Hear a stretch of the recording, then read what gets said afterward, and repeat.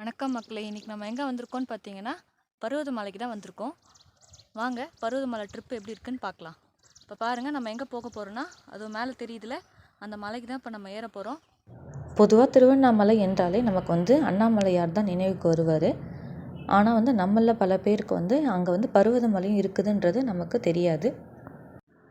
இந்த பருவதமலை என்பது திருவண்ணாமலை மாவட்டத்தில் இருக்கக்கூடிய கடலாடி என்கின்ற கிராமத்தை ஒட்டி 5500 ஏக்கர் பரப்பளவில் அமைந்த மலை அப்படின்னு தான் சொல்லணும். இந்த மலை 4560 அடி உயரம் கொண்ட ஒரு மலையாகும். நம்ம பயணத்தோட துவக்கத்திலே நமக்கு கீழே விநாயகர் இருக்கார். விநாயகர் வழிபட்டுட்டு நம்ம மலை ஏற ஆரம்பிக்கலாம். கொல்லிமலை, வெள்ளையங்கிரி மலை, சதுரகிரி மலை புகழ்பெற்ற மலைகளில் இந்த பருவதமலையும் சித்தர்கள் புகழ்பெற்ற மலை என்று அழைக்கப்படுகிறது. இந்த பருவதமலைக்கு வேறு சில பெயர்களும் உள்ளது. கந்தமலை, மல்லிகார்ஜுன மலை, சஞ்சீவிகிரி மலை, திரிசூலகிரி மலை அப்படின்னு வேறு பெயர்களும் இந்த பருவதமலைக்கு காணப்படுகிறது. நம்ம இந்த மலைக்கு செல்லும் வழியிலே நிறைய நமக்கு வழிகாட்டிக்கான ஒரு அம்புக்குறியும் போட்டிருப்பாங்க நிறைய பாறைகளில். நம்ம போக்குள்ள பயணிக்கக்குள்ளே நமக்கு தெரியும் பார்க்கக்குள்ளேயே. பர்வதம் என்றால் மலை என்று பொருள். பர்வத மலை என்றால் மலைகளுக்கெல்லாம் மலைகளின் அரசன் என்று பொருள். இம்மலை மீது உள்ள சிவனுக்கு மல்லிகார்ஜுனர் என்று பெயர் உண்டு. அவர் சன்னதிக்கு பக்கத்துலேயே பிரம்மாம்பிகை கோவிலும் பக்கத்தில் இருக்குது. இந்த கோயில் கிபி 3ஆம் நூற்றாண்டில் நன்னன் என்ற குறுநிலை மன்னன் கட்டியதாக இந்த கோயிலில் இருக்கக்கூடிய கல்வெட்டுக்கள் நமக்கு தெரியப்படுத்துது. இந்த மலை கோயிலுக்கு செல்ல நமக்கு 2 வழிகள் உள்ளன. ஒன்று தென்மகா தேவமங்கலம் வழி அப்படின்னு சொல்லுவாங்க. மற்றொரு வழி கடலாடி வழி என்னும் 2 வழிகள் உள்ளன. எந்த வழியில் சென்றாலுமே பாதையில் 2 பாதைகளுமே ஒன்றாக இணைந்துவிடும். மலை ஏறும்போதே கீழே நமக்கு ஆஞ்சநேயர் கோயில் இருக்குது. அந்த ஆஞ்சநேயரை வேண்டிக் கொண்டு நம்ம சென்றால் ஆஞ்சநேயரின் பலம் நமக்கு மலை ஏற உதவும் அப்படின்றது நம்ம நம்பிக்கையாக இருக்குது. இந்த மலை பார்த்திங்கன்னா சிவபெருமான் இமயத்தில் இருந்து தென் பகுதியான தமிழகத்திற்கு வந்தபோது முதலாக காலடி வைத்த மலை என்கிறார்கள். மற்ற எந்த கோயிலும் இல்லாத ஒரு சிறப்பு அம்சம் இந்த கோவிலில் என்னவென்றால், இக்கோவிலின் மூலஸ்தானத்தில் உள்ள லிங்கம் சிலைகளுக்கு பக்தர்களே நேரடியாக அபிஷேகமும் மற்றும் ஆராதனையும் செய்யலாம். இந்த கோவிலோட மற்றொரு சிறப்பு என்னவென்றால், அமாவாசையிலும் கூட மலையின் கீழ்ப்பகுதி முதல் உச்சி வரை இரவில் இறைவனுடைய ஒளி நமக்கு வழிகாட்டியாக உள்ளது என்று அப்படின்னு பல மக்கள் நம்பப்படுகிறார்கள். இந்த மலைக்கு நம்ம செல்றதுக்கு 700 அடிக்கு செங்குத்தான கடற்பாறைப்படி, தண்டவாளப்படி, ஏணிப்படிக்கல், ஆகாயப்படிக்கல் இவை அனைத்துமே நம்ம தாண்டி செல்ல வேண்டியதாக இருக்குது. இந்த மலையில் பல வருடங்களாக சித்தர்கள் தவம் செய்து வருவதாக நம்பப்படுகிறது. இந்த மலை ஏறும் வழியிலே நமக்கு மூலிகை காற்று வீசுவதை நம்மளால் நல்லாவே உணர முடிகிறது. இந்த மூலிகை காற்று வீசி தீராத நோயும் தீர்க்கும் அப்படின்ற நம்பிக்கையும் அங்கே வசிக்கும் பலருக்கு இருக்குது. பருவத மலையில் தீபம் ஏற்றி ஒரு நாள் நம்ம அபிஷேகம் செய்தால் 365 நாட்கள் பூஜை செய்த பலன்கள் நமக்கு கிடைக்கும். இந்த பருவத மலையை ஒரு முறை தரிசித்தால் பூமியில் உள்ள அனைத்து சிவாலயங்களையும் தரிசித்த பலன் நமக்கு கிடைக்கும். இந்த மலை ஏறுவதற்கு நமக்கு கண்டிப்பாக உடல் வலிமையும் மற்றும் மன வலிமையும் இருந்தால் மட்டுமே இந்த மலைக்கு நம்ம ஏற முடியும். இந்த மலைக்கு சிறு குழந்தைகள் முதல் வயதானவர்கள் கூட இந்த மலைக்கு வந்து செல்கின்றன. இந்த மலைக்கு ஏறும்போது தென் மகா தேவமங்கலம் வழியாக சென்றால் ஒரு 1500 படிக்கட்டுகள் நம்ம முதல்ல ஏறிட்டதுக்கு அப்புறம் தான் கரடு முரடான பாதைகள் ஏற்படும். இப்போ நாங்கள் போயிட்டுருக்கிறது பார்த்திங்கன்னா கடலாடி வழியாக நம்ம போயிட்டுருக்கோம். இங்கே ஸ்டார்டிங்கில் வயல்வெளியில் நம்ம போகிற மாதிரி தான் இருந்தது. அதுக்கப்புறம் போக போக பாறைகளும் கற்களும் அதிகமாக காணப்பட்டு கொஞ்சம் கரடு முரடாக தான் இருந்தது ஆரம்பத்தில். பொதுவாக பௌர்ணமி அன்று கிரிவலம் அண்ணாமலையார் கோவிலை சுற்றி கிரிவலம் வந்ததுக்கப்புறமா இந்த பருவதமலை ஏறினா இன்னும் மிக சிறப்பு அப்படின்னு இங்கே இருக்கக்கூடிய ஊர் மக்கள் சொல்கிறாங்க. பௌர்ணமி அன்று இரவு நிலா வெளிச்சத்தோடு நம்ம அந்த மலை ஏறுவது ரொம்ப சுவாரஸ்யமாக இருக்கும். மலை ஏறக்குள்ளேயே பார்த்திங்கன்னா இரவில் இரவு கால பூஜை 10 மணிக்கு ஒரு பூஜையும் 12 மணிக்கு ஒரு பூஜையும் இங்கே மலையில் நடக்கும். இந்த நைட்டில் வந்து பௌர்ணமி அன்னைக்கு நைட்டில் வந்து நம்ம வந்து கோயிலுக்கு வந்து மலைக்கு மேலே ஏறக்குள்ள வந்து நமக்கு வந்து கூடவே வந்து பைரவர் வந்து சித்தர்கள் வடிவில் வந்து நமக்கு வந்து கூடவே வந்து பாதுகாப்பாக வருவாங்க அப்படின்ட்டு நம்பப்படுகிறது. இந்த மலை ஏறுவதற்கு 3 மணி நேரத்திலிருந்து 4 மணி நேரம் ஆகும். நாங்கள் ஏறக்கூடிய நேரம் பார்த்திங்கன்னா மொத்தமாக 5 மணி நேரம் ஆச்சு இந்த மலை ஏறுவதற்கு. நாங்கள் வந்து வழியில் வந்து பாதி ரெஸ்ட் எடுத்து போயிட்டுருந்தோம். இந்த மலை வந்து ட்ரெக்கிங் போகிறவங்களுக்கு ஒரு சூப்பரான ஸ்பாட் அப்படின்னு தான் நம்ம சொல்லணும். கண்டிப்பாக பௌர்ணமி காலத்தில் வந்து நிறைய சிவனடியார்கள் வந்து இங்கே வந்து இந்த மலைக்கு வந்து ஏறி செல்றதை வந்து நம்ம காண முடியும். இந்த மலை பார்த்திங்கன்னா மேல் நோக்கி செல்ல செல்ல பாதைகள் வந்து நெட்டாக காணப்படுகிறது.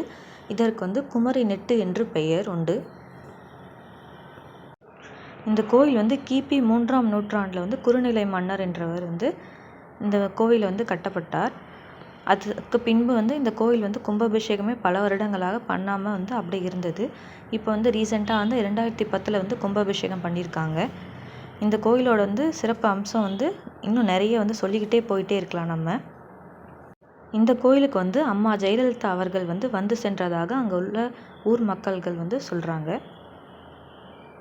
என்னதான் காட்டு வழியில் நாங்கள் வந்து மலை ஏறி சென்றாலுமே வந்து அந்த பயம்ன்றதே எங்களுக்கு இல்லாமல் இருந்தது. சிவனுடைய வந்து ஸ்லோகத்தை வந்து நாங்கள் பாடிக்கிட்டே சென்றதுனால எங்களுக்கு எந்த வித பயமே இல்லாமல் இருந்தது. இப்போ பார்த்துட்ருக்கிறது வந்து நாங்கள் வந்து கடலாடி வழியாக சென்றிருக்க பாதையும், இன்னொன்று வந்து மற்றொன்று வந்து தென்மங்கலம் வந்து வழியாக வந்து வரக்கூடிய பாதையுமே 2 பாதையுமே ஒன்றா சேருகின்ற இடம் தான் இப்போ நீங்கள் வந்து பார்த்துட்ருக்கீங்க. இந்த மலைக்கு வந்து மற்றொரு சிறப்பு அம்சமாக காணப்படுவது வந்து கடப்பாறை நெட்டு. இந்த கடப்பாறை நெட்டு வந்து ஏறுவது வந்து மிகவும் எளிதல்ல, மிகவும் வலிமையாகவும் முழு உடற்பலமும் இருக்க வேண்டும். இந்த கடப்பாறை நெட்டு வந்து நமக்கு வந்து ஒரு 90 டிகிரியில் இருக்கும். இந்த கடப்பாறை நெட்டு வந்து ஏறுவதற்கு வந்து கண்டிப்பாக நமக்கு மன வலிமை இருந்தால் மட்டுமே இந்த கடப்பாறை நெட்டு வந்து நம்மளால் ஏற முடியும். இந்த கடப்பாறை நெட்டு வந்து ஏறக்குள்ள நமக்கு வந்து எந்த வித சேஃப்டியுமே நமக்கு இருக்காது. வெறும் கம்பி மட்டும்தான் நமக்கு போட்டு வச்சுருப்பாங்க. நமக்கு ஏறுறது வந்து ரொம்பவும் பாதைகள் வந்து கடினமாக தான் இருக்கும். இந்த மலைக்கு ஏறக்குள்ளேயே வந்து 500 மீட்டருக்கு வந்து ஒரு கடை வந்து வச்சுருக்காங்க. அதனால் மேலே ஏறுவதற்கு வந்து எந்த வித பயமும் இல்லாமல் நம்ம வந்து ஏறிக்கிட்டே இருக்கலாம். இந்த கோவிலில் வந்து 24 மணி நேரமும் வந்து நமக்கு வந்து அன்னதானம் வந்து வழங்கிட்டே இருக்காங்க. மேலே மலைக்கு மேலேயும் வந்து நமக்கு அன்னதானம் வழங்குறாங்க. அதே சமயம் மலைக்கு கீழே வந்து நம்ம ஏறதுக்கு ஆரம்பத்திலே வந்து அன்னதானமும் வழங்குறாங்க. கீழே வந்து ஆசிரமங்கள் வந்து நிறைய இருக்குது இந்த கோவிலில். அதை நீங்கள் வழிபட்டுட்டு அதுக்கப்புறம் மலை ஏற வந்து ஆரம்பிக்கலாம். இந்த மலைக்கோவிலுக்கு வந்து ஏறக்குள்ளேயே வந்து நமக்கு இயற்கையாய் அமைந்த சுனை நீர் ஊற்று வந்து உள்ளது. அந்த நீரூற்றில் வந்து எப்பயுமே வந்து நீர் வந்து ஊறிட்டே இருக்கும் அப்படின்றத சொல்லப்படுகிறது. இந்த கோவிலில் பிரம்மாம்பிகா என்ற அம்மன் வந்து இருக்காங்க. இங்கு அமைந்துள்ள அம்மனின் அழகு வந்து வேறு எங்கேயுமே வந்து காண முடியாத பேரழகு அப்படின்னு தான் நம்ம சொல்லணும். இரவு வந்து அம்மன் கன்னத்தில் வந்து ஜோதி வந்து ஒளியை காணலாம் அப்படின்னு வந்து நம்ம நிறைய பேர் வந்து சொல்லிகிட்ருக்காங்க. அம்மன் வந்து கருவறையிலேருந்து நம்ம வந்து பின்னோக்கி செல்ல செல்ல வந்து அம்மன் வந்து உயரமாக நேரில் வந்து நமக்கு வந்து காட்சி தருவது போல் வந்து அம்மனோட உருவம் இருக்குது அப்படின்னு சொல்லப்படுறாங்க. நீங்களும் இந்த கோவிலுக்கு போனீங்க அப்படின்னா மறக்காமல் வந்து அம்மன் சன்னதியிலேருந்து பின்னோக்கி வந்து நடந்து வந்துக்கிட்டே இருந்தீங்கன்னா அம்மன் வந்து நேரில் வந்து நமக்கு வந்து காட்சி அளிப்பது போல் இருக்கா அப்படின்றத மறக்காமல் கமெண்ட் செக்ஷனில் கமெண்ட் பண்ணுங்கள். பார்த்தீங்கன்னா சின்ன பிள்ளையிலேருந்து பெரியவங்க வரைக்கும் மன உறுதியோடு இந்த கோவிலுக்கு வந்து எப்படி ஏறி வந்து போகிறாங்க பாருங்கள். இங்கே இருக்கக்கூடிய இயற்கையின் அழகை வந்து வர்ணிக்க வார்த்தையே இல்லை அப்படின்னு தான் நம்ம சொல்லணும். என்னதான் நம்ம வந்து கடினப்பட்டு மலையை வந்து ஏறி வந்தாலுமே இந்த இயற்கை காற்றோட வந்து மனம் வந்து அவ்வளோ வந்து அருமையாக இருக்குது அப்படின்னு தான் சொல்லணும். நம்ம பாருங்கள் எவ்வளோ உயரத்தில் நம்ம இருக்கோம் அப்படின்றது. சுமார் ஒரு 1000 அடி உயரத்தில் தான் நம்ம இருப்போம். இங்கே இருக்கக்கூடிய மலைகள் வந்து பார்த்திங்கன்னா சுமார் 4500 ஏக்கர் வந்து பரப்பளவு உள்ளது. நிறைய பக்தர்கள் வந்து இங்கே வந்து தினமுமே வந்து சென்றுட்ருக்காங்க அப்படின்னு சொல்கிறாங்க. சுற்றியுமே பார்த்திங்கன்னா மலை தான். இந்த கோவிலுக்கு சென்றாலே வந்து தீராத நோயும் தீர்ந்துவிடும் அப்படின்னு வந்து சொல்லப்படுகிறது. இப்போ பாருங்கள் நம்ம மலை உச்சியில் தான் இருக்கோம். இங்கே வந்து ஒரு சிவன் தான் இருக்காங்க. இங்கே பார்த்திங்கன்னா சுற்றி வந்து எந்த வித வந்து சேஃப்டியுமே நமக்கு இல்லை. இந்த கோயிலுக்கு வந்து இது வரைக்கும் யாருக்குமே எந்த வித வந்து உயிர் சேதமும் ஏற்பட்டது இல்லை. அந்தளவுக்கு வந்து நம்மளுக்கு வந்து சிவன் வந்து அந்தளவுக்கு பாதுகாப்பாக வந்து நம்மளை மலைக்கு ஏற்றி இட்டுட்டு வருவார் அப்படின்னு தான் சொல்லப்படுறாங்க. இப்போ பாருங்கள், இங்கே பார்த்திங்கன்னா சுற்றியுமே எங்கேயுமே வந்து எந்த வித சேஃப்டியுமே நமக்கு வந்து இல்லை. இங்கே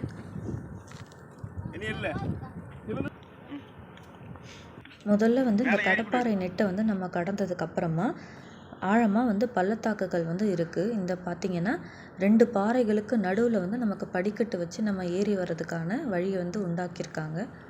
இந்த கோவிலை கட்டுவதற்கு வந்து எவ்வளவு சிரமமாக கட்டியிருப்பாங்கன்றதை நம்மளால் வந்து பார்த்தாலே தெரியும். பாருங்கள், சின்ன பிள்ளைங்கள்லேருந்து வயதானவர்கள் முதற்கொண்டு இந்த கோவிலுக்கு வந்து சென்றுட்டு தான் இருக்காங்க தினமுமே. நம்ம என்ன தான் கடினப்பட்டு ஏறி வந்தாலுமே இந்த இயற்கையான சூழலில் வந்து நம்ம வந்து பார்த்தாலே மன நிம்மதியும் நமக்கு வந்து உண்டாகுது அப்படின்னு தான் நம்ம கண்டிப்பாக சொல்லணும். இங்கே இருக்கக்கூடிய சுற்றி இருக்கக்கூடிய இயற்கையின் அழகை பார்க்கவே வந்து நமக்கு சொல்ல வார்த்தையே வரல அப்படின்னு தான் நம்ம சொல்லணும். பாருங்கள், சுற்றியுமே எந்த வித சேஃப்டியுமே நமக்கு இல்லை. இங்கே நிற்கவே வந்து ரொம்ப பயமாக தான் இருந்தது எனக்கு. அடிக்கிற காற்றுல வந்து எங்கே பறந்து விழுந்துருவோன்னா அப்படின்ற பயமும் இருந்தது. பாருங்கள், இங்கே இருக்கக்கூடிய மக்கள், இந்த ஊரில் இருக்கக்கூடிய மக்கள்கள் வந்து எந்த வித பயமே இல்லாமல் ஏறி வராங்க. இப்போ பார்த்துட்ருக்கிறது வந்து கீழேருந்து மலை அடிவாரத்துலேருந்து ஏறி வந்துட்டுருக்க பக்தர்கள் வந்து நம்மளால் காண முடிகிறது. நாங்கள் போனது பார்த்திங்கன்னா உச்சி வெயில் வந்து 5 மணி நேரம் ஆச்சு நாங்கள் ஏறதுக்கு. உச்சி வெயில் வந்து 12. இந்த பாறை கற்களில் வந்து நமக்கு கால் வச்சு ஏறவே எங்களுக்கெலாம் வந்து கடினமாக இருந்தது. இந்த இயற்கையோட அழகை பாருங்கள், மிகவும் அருமையாக இருக்கிறது. இன்னும் இந்த கோயிலோட சிறப்பு அம்சங்கள் அடுத்த வீடியோவில் பார்க்கலாம். நன்றி, வணக்கம்.